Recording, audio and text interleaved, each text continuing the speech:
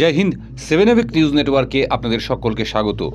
এই মুহূর্তের অত্যন্ত গুরুত্বপূর্ণ একটি খবর, সরস্বতী পুজোয় বক্স বাজানোকে কেন্দ্র করে অশান্তি, রহড়ায় আক্রান্ত স্বামী স্ত্রী।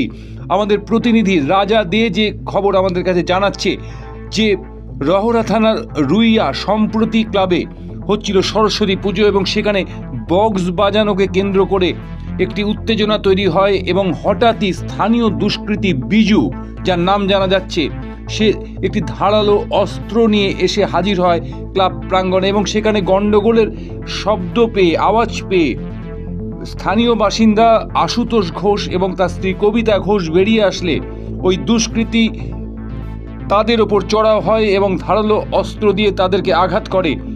আমরা যেটা জানতে পারছি, এই মুহূর্তে গুরুতর আহত অবস্থায় আশুতোষ ঘোষ এবং তার স্ত্রী কবিতা ঘোষকে হাসপাতালে নিয়ে যাওয়া হলে কবিতা ঘোষকে প্রাথমিক চিকিৎসার পর ছেড়ে দেওয়া হলেও আশুতোষ ঘোষকে আশঙ্কাজনক অবস্থায় স্থানান্তরিত করা হয়েছে অন্য হাসপাতালে। রহড়া থানার পুলিশ ঘটনার তদন্ত চালাচ্ছে, তল্লাশি চলছে দুষ্কৃতীর, কিন্তু ঘটনাকে কেন্দ্র করে তীব্র চাঞ্চল্য ছড়িয়ে পড়েছে এলাকায়।